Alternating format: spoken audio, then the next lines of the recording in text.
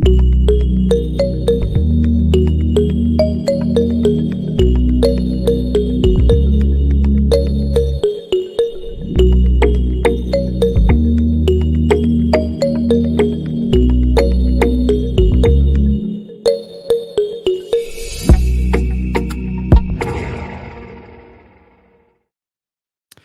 and welcome to our weekly live stream. I am here with my co-host Mary. Mary, good to see you. Hey, John. Hey, everybody. And who else is in the room? I know we've got 6 people here so far. Say hello if you'd like, and I will see who's there. And I know that other people will be coming in pretty soon. We always have some stragglers coming in. Hey, Neil, good to see you over there. Welcome. Well, Mary, how you doing? I'm good. I'm in Savannah, Georgia, and we had a hurricane that looked like it was heading here and it went offshore, but we got a few of the remnants of it. So Mm, everyone feels very lucky today, including good. myself. And it was sort of a wonderful dry run. Mm-hmm. Yeah. So we did everything we could Because to be ready, and then now we know how to do what to it. do when it Yeah. happens? Yeah. Yeah. We're used to that here. It's been 5 years since we had a big one, though. Uh-huh. But I bet. it was very calm, and today is sunny and bright and beautiful, and I just feel so lucky. Good. Yeah. Good. Got a few other people that came in the room here. They're saying hello. Lola, I don't know if I've seen you here before, but welcome. And Cindy Cole Johnson. Cindy says that this is her first time live, but she listens to the Save podcast all the time. Well, that's great to hear. Hey, Welcome, Cindy. Cindy. Good to have you here. And hello, Walker. Good to see you. And Bobbert. Good to see you. So always have some regulars here every week, which I appreciate, and always good to see new people here as well. So what we do for those of you who are new to the live stream, hey John B, good to see you. What we do here is every week, Mary and I will stream live, and you can find us either on our Facebook group, on the Facebook page, or here on YouTube. And it's a completely interactive deal. So, you can call us on our toll free number to ask questions or comment, whatever you want to do, or you can just comment in the live chat here on Facebook or YouTube. So, however you like to do that. But we do welcome your comments and questions and so forth. I say questions because today is all about questions. It's a Q&A episode. So what we've done is I've come up with a list of questions that I'll ask Mary, and she might have a few for me, and we'll have a conversation that surrounds those questions. And then you all, if you have any questions of us, feel free to call us or post your question in the live chat. And Mary and I do reserve the right to not answer any question that you might ask, but I think that most of them will be just fine. So, We can plead the fifth on yeah, we anything. can plead the Yeah. fifth on anything, but I'm pretty open, so I welcome almost any kind of question, I guess. And just comment on some of the answers that we give. We want this to be a conversation, really. So before we get into that, though, I do want to go through a couple of announcements, I guess. I'm kind of getting myself organized again. I've been really good in 2022 about posting episodes real regular. And then in August, I kind of got off track a little bit. Well, now I'm getting back on track. So last night, I posted an episode with a sober and wellness coach, Ryan Mack, which is actually pretty interesting. It's like a 30-minute conversation. And this guy is really into physical fitness and the connection between the mind and the body. And it was a really interesting conversation. And then next week on October the 5th, I'll post an episode with Casey Canizaro, who is on the board of directors for LifeRing Secular Recovery. And he talks a little bit about LifeRing and the growth that they've experienced during COVID and after COVID. And so I'm looking forward to that. He's a super nice guy, and he connected me with another guest who's going to be coming up pretty soon, another sober coach up in Canada. But she's interesting because she offers something that's unique, and you might not have ever heard of it. Maybe you have, Mary, but it's called tapping, and it's sort of like, have you heard of it? It's kind of like acupuncture, but with your fingers, I guess. And there's a certain sequence that you tap. Anyway, she knows all about that, and had a little conversation about that. So it was something new for me. So anyway, I'm looking forward to that. And then last week, I talked about this newsletter that I intended to send out. We now have like 160 people on this newsletter. I'm going to start sending it out this Sunday, and then I'll just do it every Sunday. That's a day I can commit to. And what I'll do with that is announce the what we'll do, Mary. We'll have to know what we're going to be doing for our live stream the next week. So what I want to do is I want to announce the topic for our live stream for the upcoming week, and then any I'll post any links to episodes that I've posted or any videos or anything like that, just so that you're aware of what's going on. And I guess that's about it. Other than on October 29th and 30th, we do have the online conference for the International Conference of Secular AA, and Mary and I will be participating in that, doing a live stream during that conference. Yes, and everybody, we'll put a flyer up as soon as the topics get laid down. We'll give y'all more information about that, but just save the date Yeah. for October 29th and 30th. Yeah. And so now we have 15 people in the room. Always glad to see that. And I think Rich, I haven't said hello to you, and John Baca. Good morning. Good to have you all here. So when we're what we're going to do, I'm going to go ahead and get started, I guess, with these questions. I have a list of questions that obviously will number to 12, because I cannot make a list that doesn't equal 12. I just can't do it. So I've got a list of 12 things to ask Mary, and she might then throw them back at me. I don't know. She has some questions, and I then just might. Yep. I just okay, might. I know and you are, but what am I? Right. and then when we're done with this, I would like to get some suggestions from you all for a live stream for next week. That way, Mary and I can leave here and we know what we're going to talk about next week, and I can put it in the newsletter to let everybody else know. So, I guess we're ready to go. Yeah. Okay, so Mary, I've got my questions here. I'm going to go Okay. ahead and ask the first one, and I'll let you ask the next one.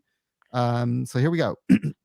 This is the first question I have for you, because it's something that has been interesting for me. But anyway, what change in outlook about your recovery surprises you the most? Did you grow or evolve in an area that you didn't expect? What changes have you undergone that kind of surprise you the most? Okay, so that's an easy one. I At first I felt like I was in the courtroom on the stand. So yeah, I guess I never thought that I would be so comfortable in my own skin and have as much courage as I currently feel I have. Like I never thought that I would I used to always feel very uncomfortable in groups of people. I felt awkward. I needed a drink to be able to have chit chat or Mm, just be comfortable in with people, period. yeah. And so then it became I needed drinks to be comfortable by myself at home. But that's another story. So now I guess the fact that I feel comfortable in my own skin, less afraid of what people's opinion of me is, Hmm. and I am who I am, and take it or leave it. I feel that on a regular basis, and I'm able to just feel confident. So much more confidence than I ever thought I would have. Yeah, I think that's true for me too. I guess what I guess this isn't really something that surprises me so much, but I think what I like about my life sober compared to drinking is I'm one person now. Yes. I'm the same everywhere. I don't have to become something else or hide or whatever. So that's something that I guess I wasn't expecting going into it. I guess I didn't really realize how split I was, with Yes. and how inauthentic I guess I was. That's Yes. the That's thing. a I've great. become more Yep. authentic as a human being. Kelly, thank you for the good vibes. Whether you're wishing us good vibes or feeling them, good vibes are always good. So thank you, Kelly. Nice to have you here, by the way. So yeah, that's a good one, Mary. And Ladon, good to have you there. Welcome. She is listening and working. And as always, make sure the boss doesn't catch you. And Brett Wilson, good to have you here. So, Mary, do you have a question for me? Okay, here's my question. So what do you feel is I'm going to use one of your questions that you mentioned earlier, but I'm going to throw it Okay. back at you now. So Okay. what do you feel is your in current time, not since you got sober, because we both got sober in the dark ages. Mhm. What is your current challenge in current recovery? What's your greatest current challenge in Challenge. recovery? Yeah. Boy, you know, oh boy, let's think. I guess I guess it's focusing my time on where I get but focusing my time, I guess, where I get the most benefit from, and setting some boundaries so that I'm not overcommitting myself to things Mhm. is my biggest challenge, and it has been for a very long time. I'm getting better at it in that I'm much more aware of it, and I'm learning to respect my own time a little bit and how and the different priorities I have in my life. Something I've learned, this past year, or became more aware of, I guess, is prioritizing by what I value the most. And so that means, paying attention to my relationship with my wife and my relationship with my work coworkers and so forth, and my job, things like that that I value. And then also making time for, things like this, the podcast, the live stream, and to try to balance it all out just by remembering how much time I actually have available, and using it wisely in the areas that I value the most. But that's kind of a new thing for me. I used to just wing it, and just do whatever, would come along, but I'm trying to be more intentional now about how I use my time, and that helps me with setting boundaries. But I got to tell you, Mary, I'm not good at it. I still overextend myself. One thing I struggle with is that I I make decisions like on the spur of the moment. I just come up with this idea and I do it. And I don't really think through the long-term consequences of what I'm gonna be doing, you know? I just jump into it and do it. And I know other people who kind of think things through, and I've never been that way. And I think I need to be more that way, where I kind of say, okay, let's stop and think about this for a while before I just jump into it. So I guess if I hope that answers your question, but those are kind of the No, I things that I'm struggling with or dealing with the most right now. that's a great answer and a great recognition, and I see you doing that. I in real time, just saying you couldn't do the Tuesday night anymore, just Yeah, time-wise, it just didn't work. I mean, yeah. I think you do a great job of setting boundaries. It was hard to do that. But the thing is too, you also not only is there a limited amount of time that we have, but there's a limited amount of energy. So if I'm working from 7 to 5, by the end of the day, I've kind of spent, and I need some time to kind of recharge. And it's really difficult to go from that and jumping into like, okay, now I need to prepare for something else. It's like, so I'm trying to be more aware of energy and time that I have, and just what limitations are that are on me. More people are here in the room. I got to say hello, Brett Wilson, Mark Noblock. Good to have you here, Bobbert. I already said hello to you. Good to have you here. And you, Bobbert, has a comment. I was able to change the role I played with the people I grew up with. Oh, yeah. That's very true.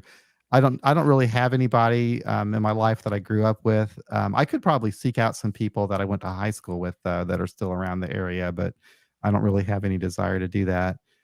Brett is glad to be here, just returned from work, blessed to be alive and grateful for recovery. Very nice, very nice.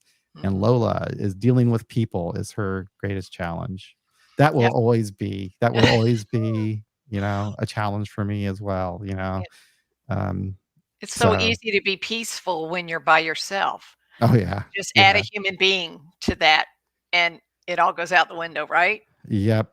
And, talking about energy, and this kinda comes with people too. I was out of town all week long for work, and so I was in meetings and, team building sessions and all this crap with lots of people, and man, it all of that stuff, not only was it just having to deal with the different personalities, but it just kinda drained me. The time that I would spend doing it, and then just being on, like on edge, ready to, to deal with the stuff. And I hate team building exercises, by the way.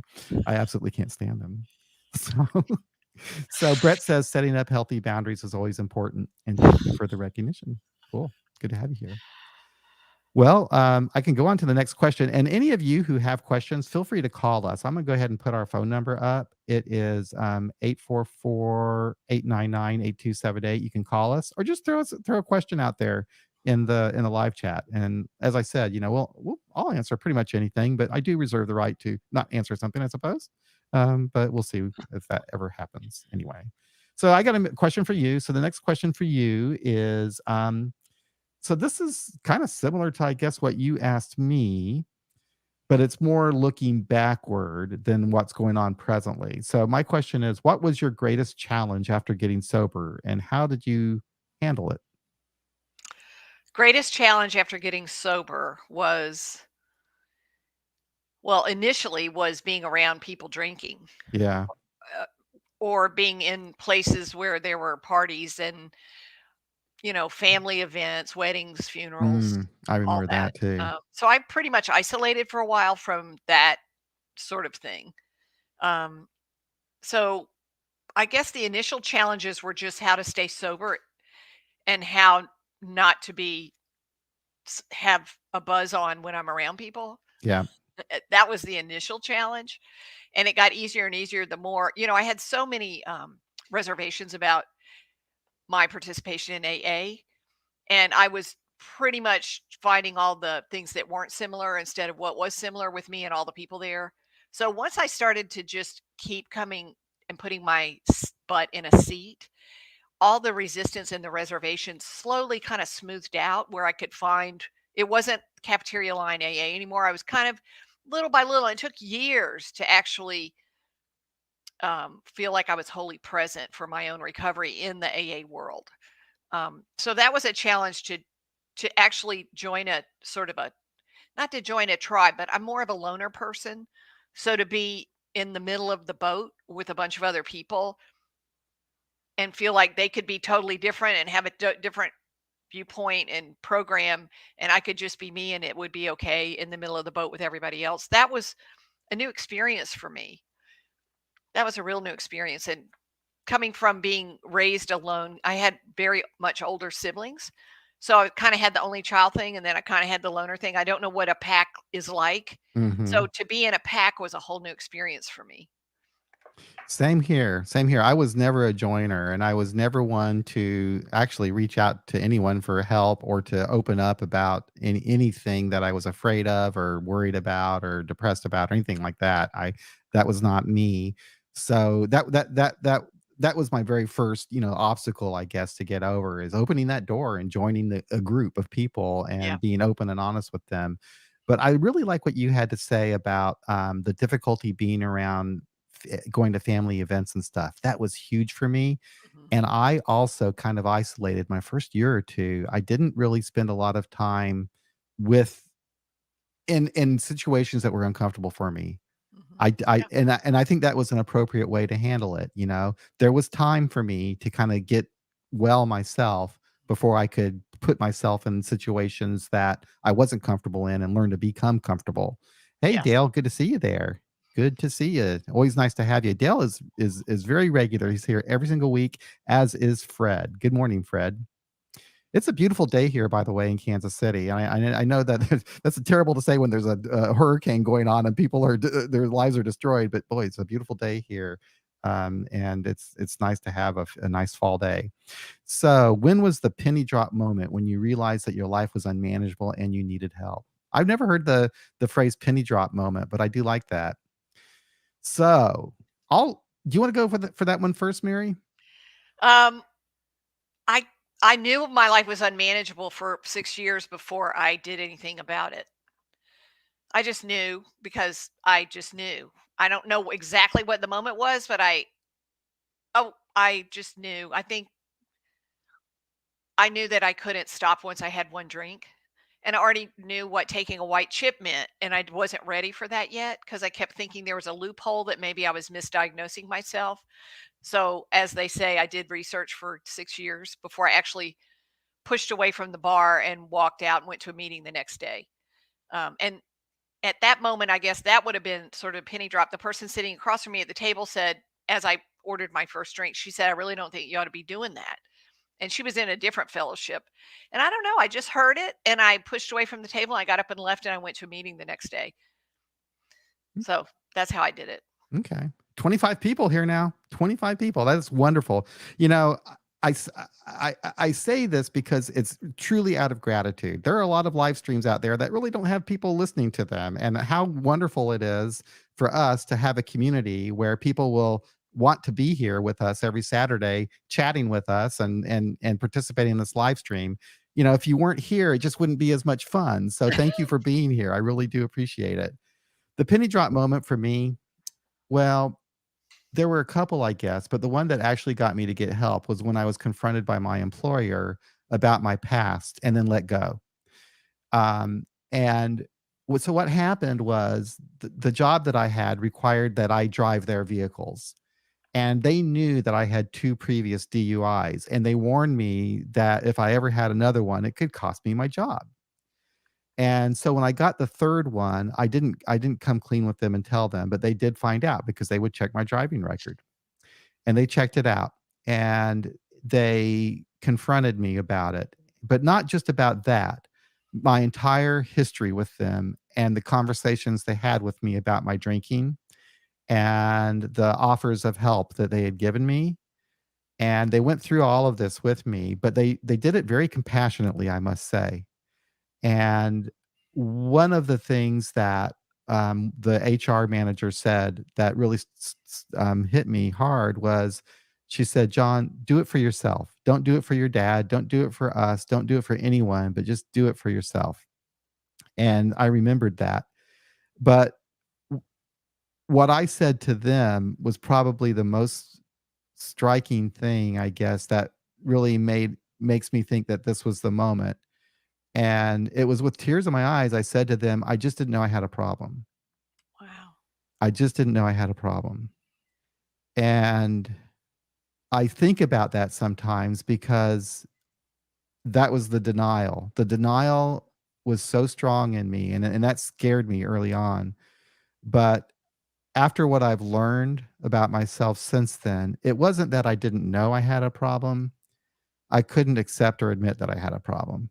That Mhm. was the issue for me. And after that meeting with them and losing my job, that's what got me to get help finally. So that was my penny drop moment. So another question here from Cindy Cole, and thank you for the questions. This is great.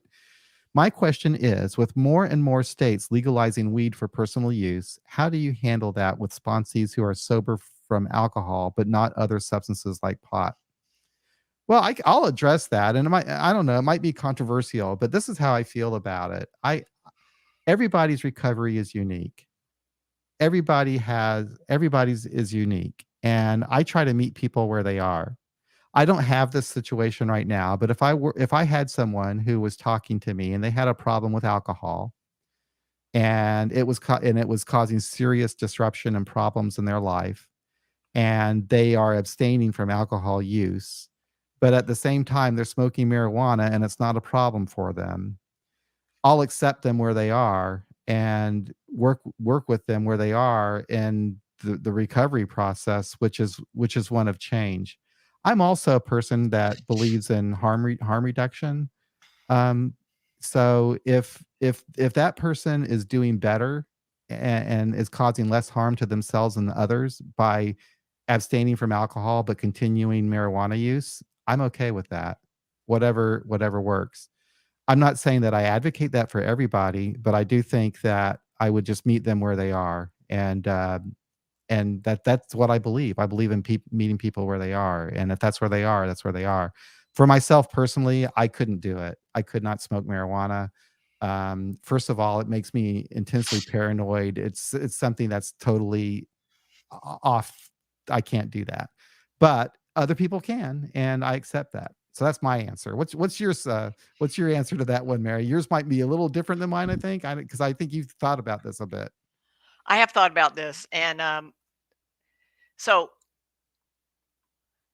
okay, so I feel like if I'm trying to alter my consciousness and escape and use, I kind of have old school and new school thought on this.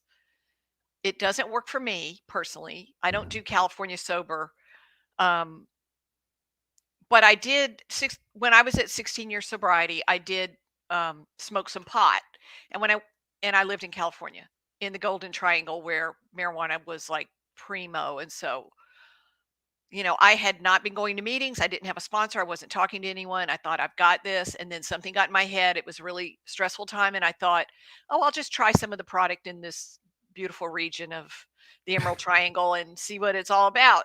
But I didn't want to tell anyone I was going to do that. And I was going to keep my same sobriety and come back to Georgia and not tell anyone, which I feel was my actual slip, was the dishonesty Yeah. and the non-transparency and the lying to myself and others. And the reason I wanted to smoke the pot was because I wanted a greater spiritual experience of life than I was currently having in real time. Like, I just felt dry, um, and very stressed out on the inside. Like, I just didn't have any inspiration in my life. And I thought that pot might give me a feeling of, oh, there's a whole other level of inspiration to be had through this channel. Well, I didn't find that happened. It and when I went back to the AA meetings in that local Northern California meeting house, they just said, "Well, how many times did you do it? It doesn't really count." A lot of people do California sober. That's why they call it California sober, is they smoke pot and they go to AA Okay. and they keep their sobriety and they don't drink, and that's what counts for them, Yeah. because they say that marijuana was not their drug of choice, Right. that they had a problem with. And I personally feel that if I'm trying to escape through a drug and get high, then for me that's not sobriety. Right. Right. Yeah, it's an interesting topic. And Cindy, if you want to tell us how you feel about it, feel free to call us at 844-899-8278. Is that the right number? 8278. Sure is. Yeah, give us a call if you'd like to. And I But I would hope and I would never tell another person what to do. exactly Yeah, same. It's just for yourself. And that's how yeah. I feel. I have one answer for myself, Mhm. but I have another for someone else. And for someone else, I just meet them where they are. Yeah. And where they are today might be completely different later on down the Yeah, road. absolutely. So, yeah, yeah, this is a journey, and we start here, and where we end up, we never really know, and the routes we take along the way will Mhm, surprise us. So, mhm. that's really a great question.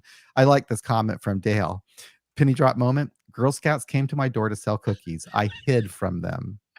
Being afraid of Girl Scouts made me realize something was very wrong. Dale. Yeah, that's a good one. That's a good one. Oh boy. And then Bobbert says, I was at work and realized that no one was going to save me. I left work, didn't care if I lost my job, and went to a psych hospital. Wow. Wow. I walked off a job once. Just I was drunk and just walked off and had no job to go to after that. Oh God, what a crazy life it was. And so Cindy does have a comment. She says, I personally don't want to use any type of mind altering substance, but it's harder with sponsees. That's really interesting, Cindy.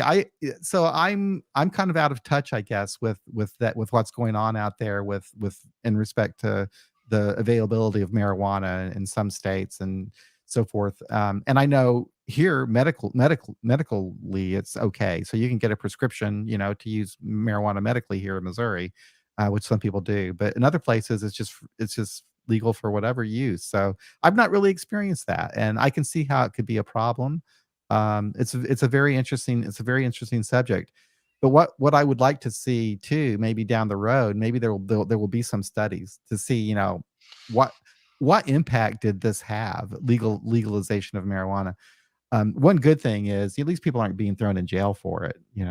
That never did anybody any good. So And also a plug for the conference in October 29th and 30th. There will be a couple panels on California sober okay. and also the use of microdosing psychedelics in recovery. There was just an article that I read, I think in the New York Times, about psychedelics being used for treating addiction again.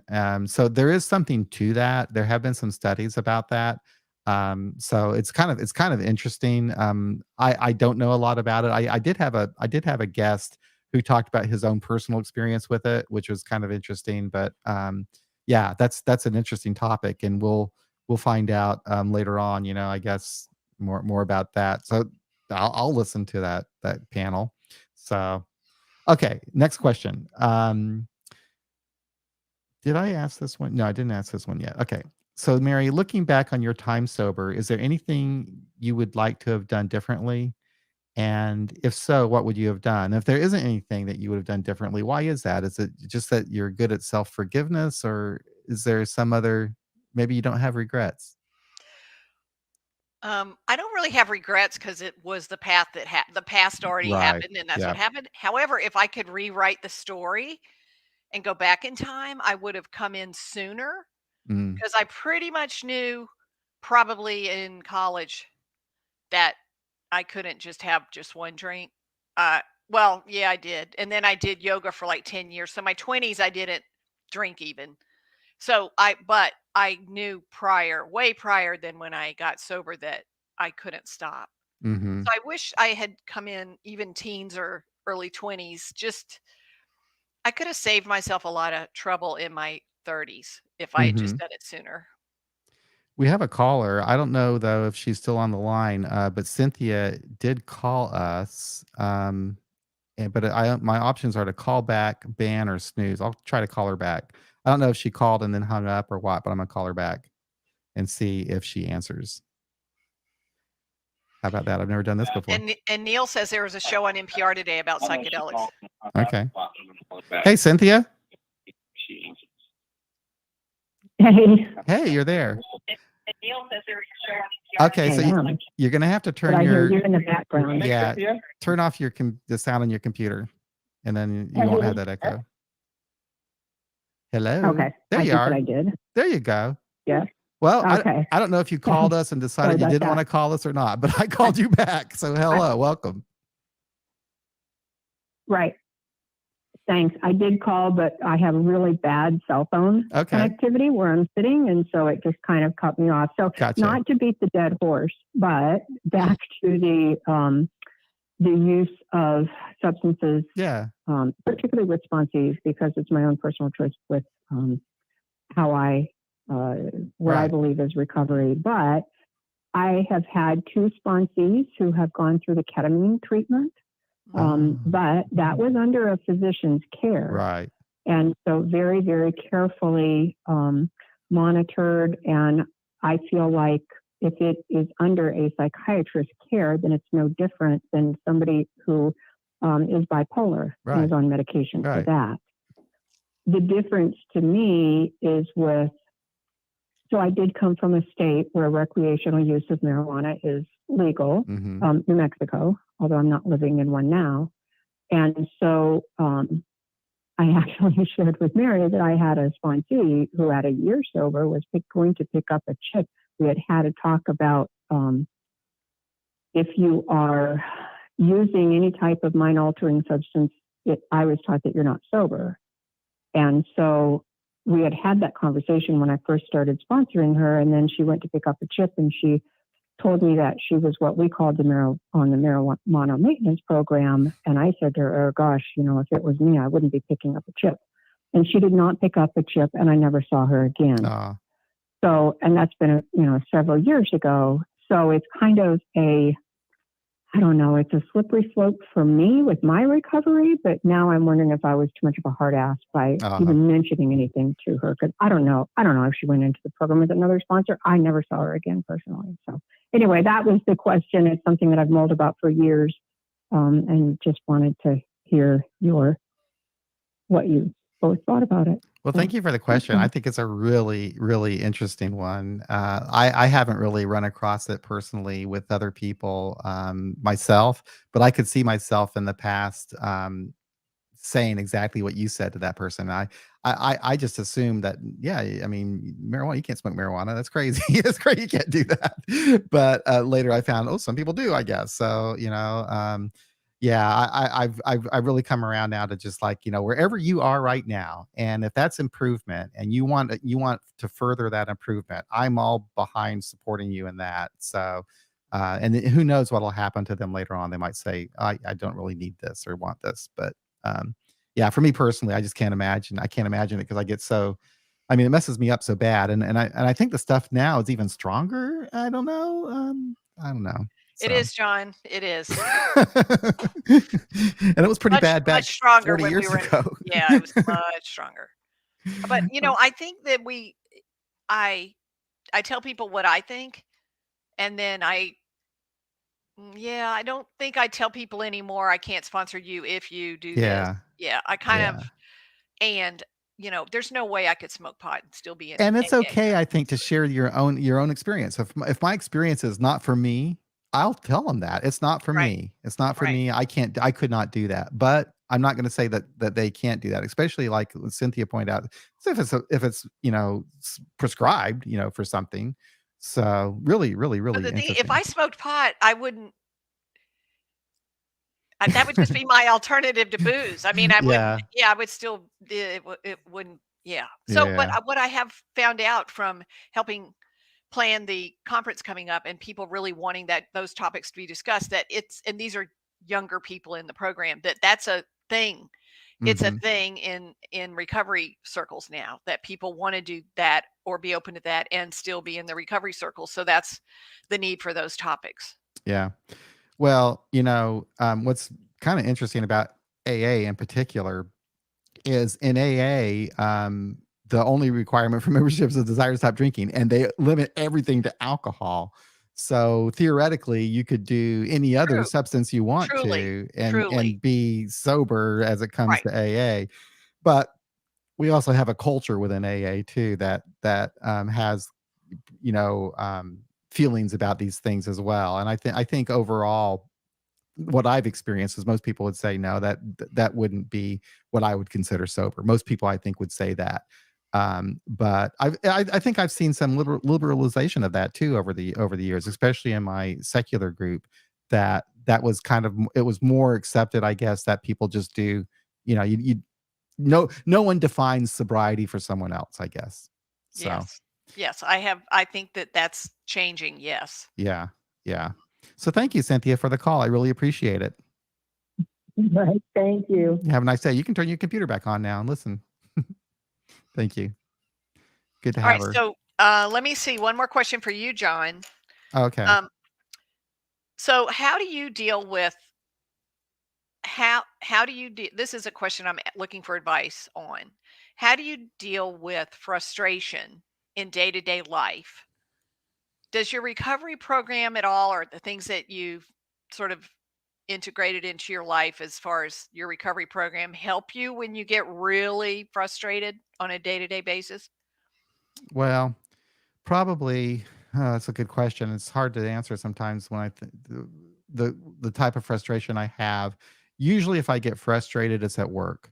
It's at work. And I work at home, so it's here. And it's what's interesting about working from home is it impacts my home life because I could be here. I am here in this room. My wife is just outside the door, right?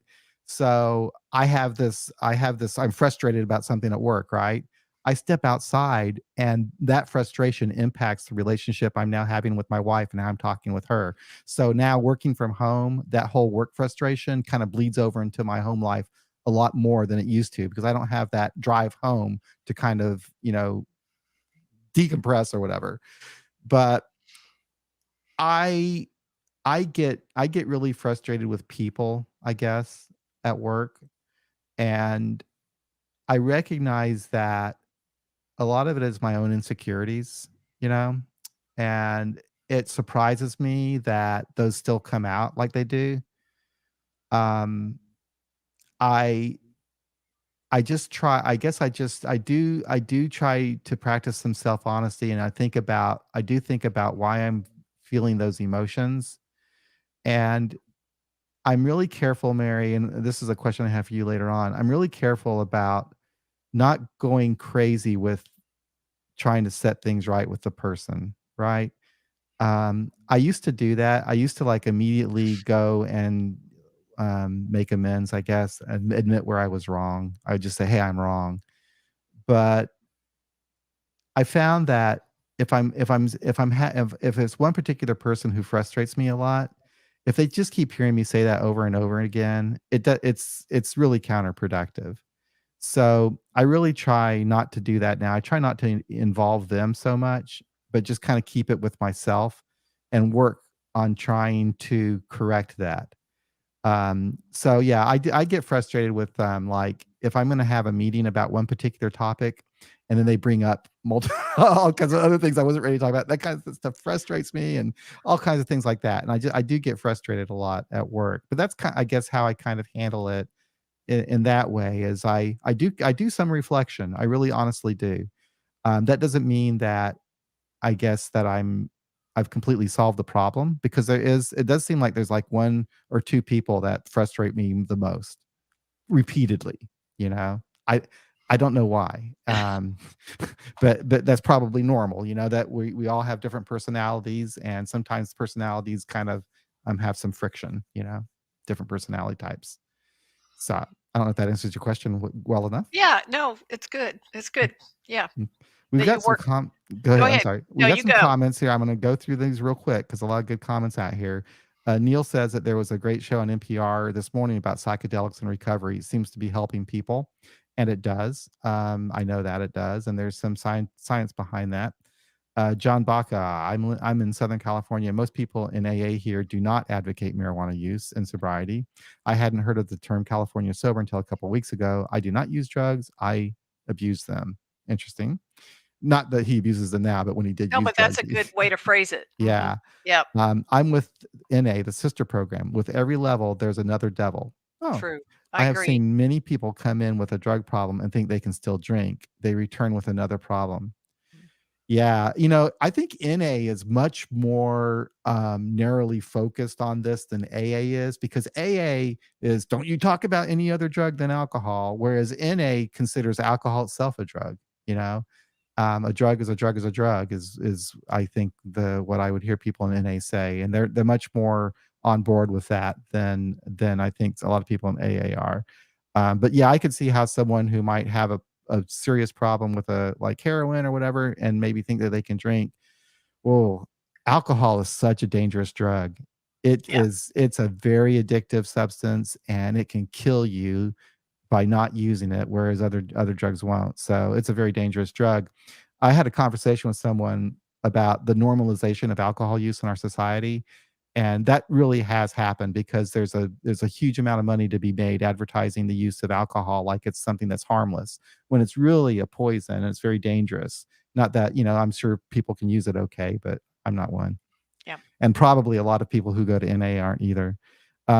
Dale says, is the California sober attitude related to the fact that people are coming in earlier in their problem? I'm happy that they aren't hitting rock bottom before seeking help. Could be, if they're younger people, it could be possibly. I don't know. That's a very good thing though, to think about. So yeah. Yeah. I know several people that think that alcohol wasn't their main problem. It was cocaine or it was something else, and so now they're trying to drink. Oh, Hmm. we just got Oh hacked. wow, that's weird. That's Yep. never happened before. So I will block them. So they're coming in and just saying, well, alcohol wasn't my initial problem, and they're trying to drink moderately. And I have someone in my family doing that, and from what I've heard through the grapevine, it's a problem. Like Yeah. he is drunk a lot. Yeah. So Alcohol is just really a bad drug. and I just feel like we're really good at justifying. Like I'm a great justifier. I'm the best at justifying to myself and to other people. So you know, more is always more for me. So I just don't want Mhm. to go down those paths. Yeah. So Neil says I was gonna go through the ketamine. I'm not really sure what ketamine is program for depression, but when I found out what it was, I balked. I'm doing okay for now. What is ketamine? Ketamine? It's a drug that um, I I could be totally wrong, so I'm not I going to could say. I'll let. I could Google it too. I think I'll let someone else define the pharmacological definition. But I know that it's used in therapy now with psychiatrists. That's in a monitored situation with low dose to help Oh. Here's what a it is. It person with says severe depression. it's an hallucinogen. In general, a short-acting anesthetic with hallucinogenic effects, sometimes used to facilitate sexual assault crimes. Oh, So it's huh. for trauma. It's also used for severe depression. Oh, okay. I think it helps people reset their brain somewhat. Mhm. And if anyone Walker. here has done that, then let us know. Yeah. So Neil was gonna do it, but he just then learned about it and decided not to. Walker, a big moment for me was when I realized I was hurting other people. Um, Taking abusable drugs under a physician's care is different from treating oneself. Yes, Very that's very true. true. Very true. Lisa. As you both have said, it is basically harm reduction. I would advocate it. It's not for me though. Same. That's how I feel about it. Totally. Bill W.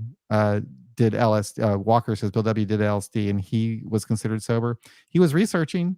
Yeah, he Yep. was Yep. researching it, Absolutely. and turns out he was ahead of his time. Does turn Possibly. out he was. Yep.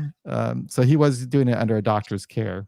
And then when LSD was new, here's Bobbert. We have another caller coming in. Let's go ahead and take this call. But Bobbert says, since I'm OCD and able to manage it, if I catch myself counting, it's a sign that stress, frustration are at a level I need to address. Oh, interesting. Counting. Okay, here we go. This is Mark. Mark from New Haven, Connecticut. Hey, Mark. Hi, John. Nice to hear you and speak with you. And hi, Mary. Thank you both for the show. And I don't really have a question. I just wanted to reiterate. I've semi-retired now, and during COVID, I took some recovery coach courses, and like you, John, I got certified to be a smart recovery facilitator.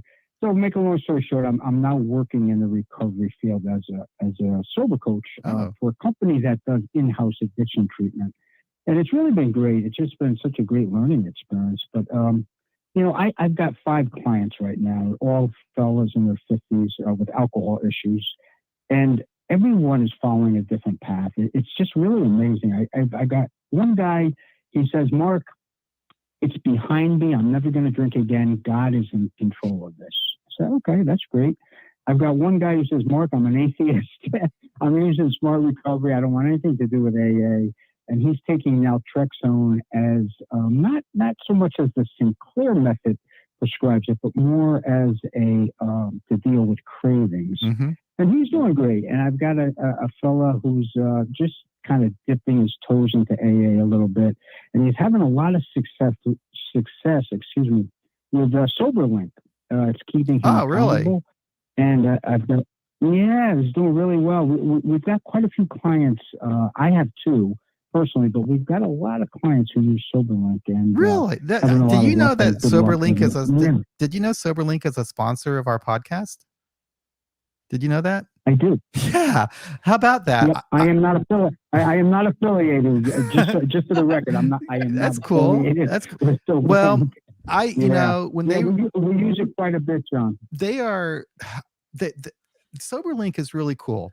I've gotten to know those people because they sponsor my podcast. They give me some money for this, and I do a little spiel for them at the beginning. But they are super, super nice people. And I thought, at first when I had them on, I thought, well, why will people be turned off if I have an ad for breathalyzers before this?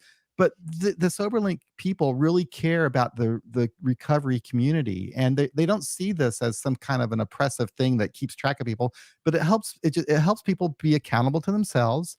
And there's a real need for it in all kinds of industries like trucking and so forth, to continue with your employment, to be able to show people that, yeah, you're sober. So, but I do like the SoberLink people and the company. They've been really, really super nice to me and good to me. And I hear good things about them from other people too. But enough of that. So sorry, but you mentioned that, and I just kind of thought, wow, cool. Yeah, we've had good. We use it quite a bit. We offer to our clients, and like I get the results. I get email results I have 2 fellows using it, and they have to test 3 times a day, and I get those results. And one fella, you could have anyone you want get the results, and one fella uses, his wife gets the result, and it has just put her at ease and really allowed her. She said, without, I'm sure as his sobriety goes on, it won't be necessary, but now in the early stages, it really puts her at ease and makes her feel comfortable. That's really interesting. So it's really working. Yeah, it helps out. So for those of you who don't know, he's talking about it. Yeah, he's talking about it measures whether or not you're drinking, and it sends results to people, and it's just a way of being accountable. And there's a program that goes along with it. Anyway, John, or Mark, I wonder if sometime you might want to come on an episode and talk about that in a little bit more detail.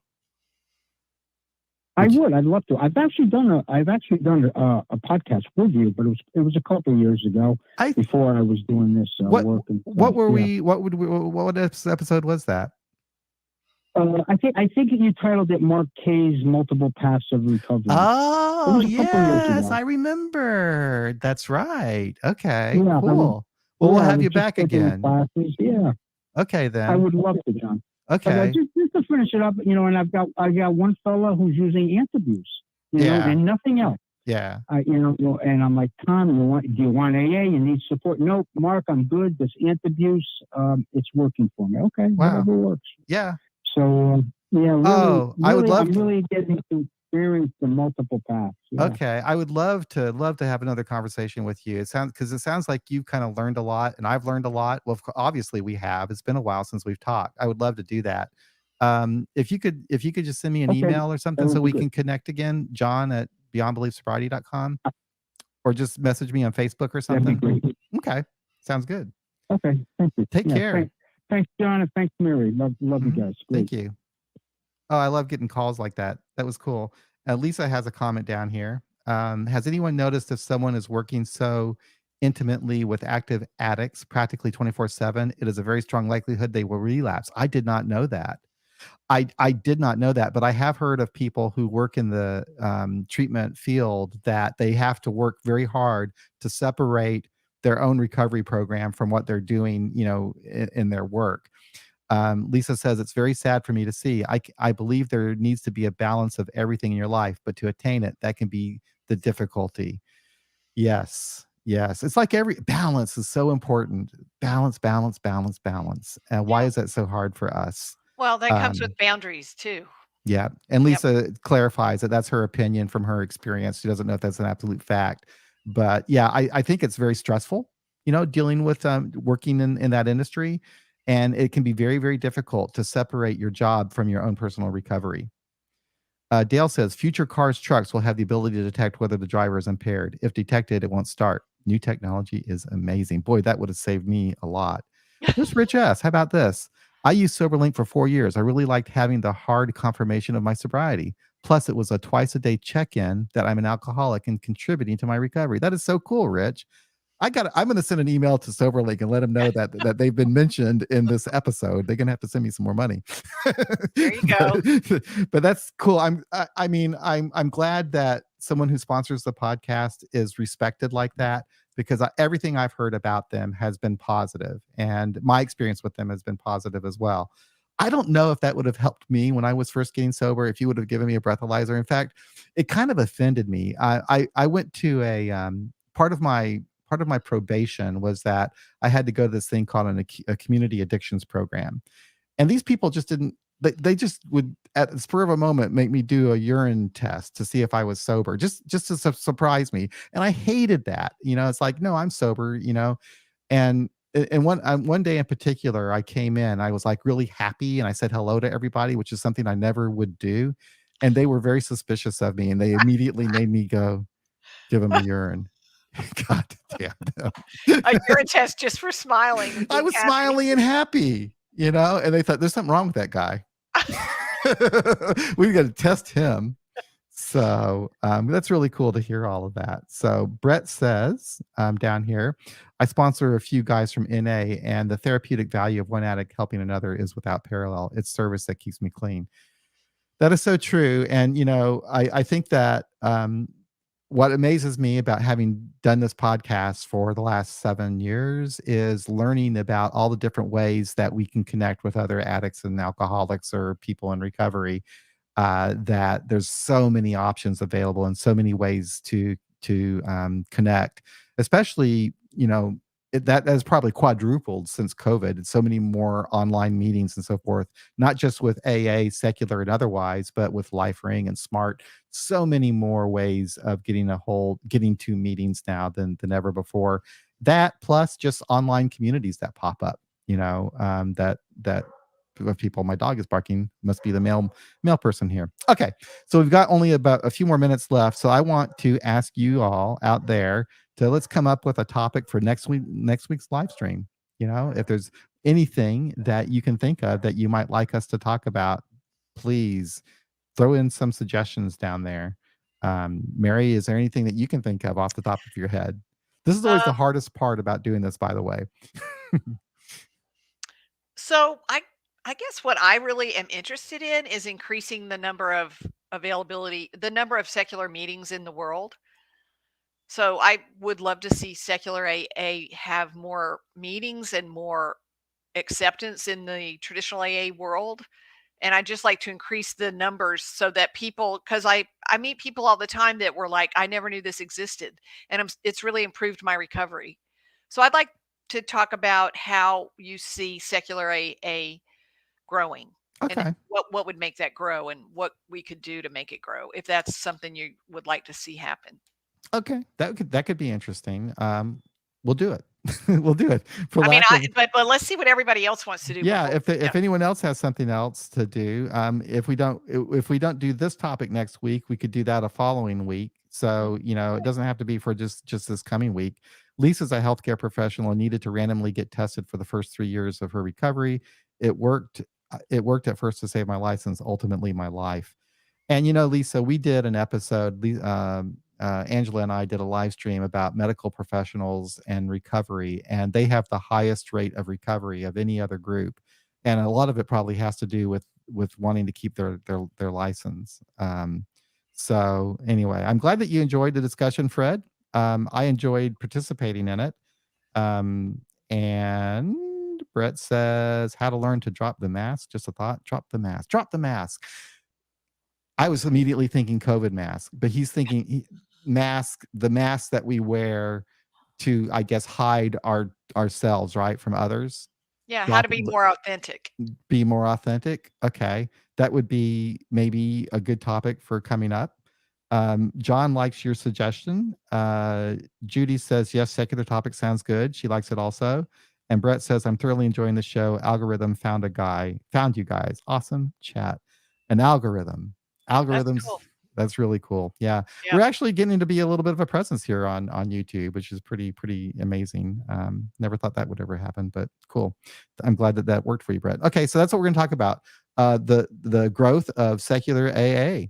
Yeah, and how to make it bigger and How to make wider. it bigger and let And it yeah, and more how to people know about it.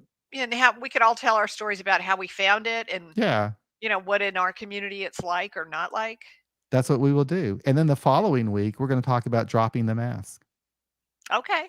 So that'll give us some time to kind of read up on that topic a little bit, but I do like that. So anyway, but people seem to like your topic too. So that's what we're going to be doing for next week. Do you have any updates for the conference, Mary, at all? No, we're still, save the date for all day Saturday and all day Sunday, October 29th and 30th. Okay. And we'll be nailing it down tomorrow at our planning meeting, and let you know as soon as I get the official flyer of the schedule. I'll put it out here.